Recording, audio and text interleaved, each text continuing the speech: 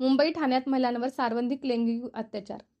गेल्या 6 महिन्यात मुंबईत 397 बलात्काराच्या घटना घडल्या. विनयभंगाच्या 978 घटना घडल्या.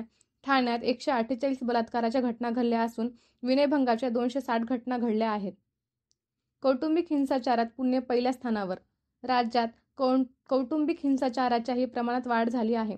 विवाहित महिलांविरुद्ध गुन्हे किंवा घरगुती हिंसाचाराच्या घटनेत पुणे शहर पहिल्या स्थानावर आहे.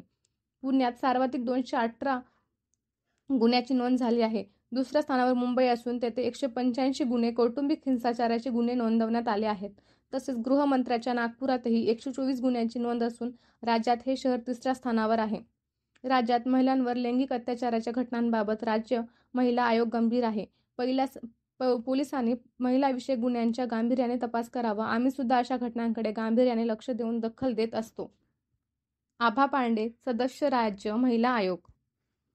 नागपूर. राज्यात गेल्या 6 महिन्यात महिलांविरुद्धच्या गुन्ह्यात मोठी वाढ झाली असून राज्यात सर्वाधिक लैंगिक अत्याचाराच्या घटनेत मुंबई पहिल्या स्थानावर तर ठाणे शहर दुसऱ्या स्थानावर आहे. मुंबईत सर्वाधिक 397 बलात्काराचे गुन्हे दाखल असून त्यापाठोपाठ ठाणे शहरात 148 गुन्हे दाखल आहेत. ही धक्कादायक आकडेवारी महाराष्ट्र पोलिसांच्या संकेतस्थळावरून समोर आली आहे. राज्यात महिला सुरक्षेस प्राधान्य देणार असल्याचा गृहमंत्र्यांचा दावा फोल ठरताना दिसत आहे. गेल्या 6 महिन्यांच्या आकडेवारी बघता राज्यात महिलांविरुद्धच्या गुन्ह्यात मोठी वाढ झाली आहे. अल्पवयीन मुली, तरुण आणि विवाहित महिलांवर बलात्काराच्या घटना वाढल्या आहेत. यासोबतच अश्लील चाळे, शेरेबाजी, लज्जास्पद वर्तन आणि विनयभंगाच्या घटना वाढत आहेत.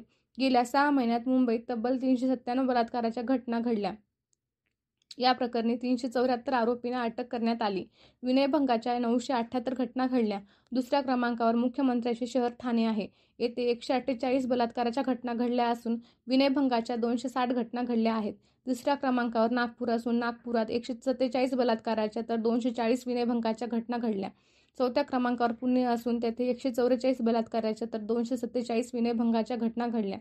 पिंपरी चिंचवड आयुक्तांतर्गत बलात्काराच्या 101 तर विनयभंगाच्या 152 गुन्ह्याची नोंद झाली आहे.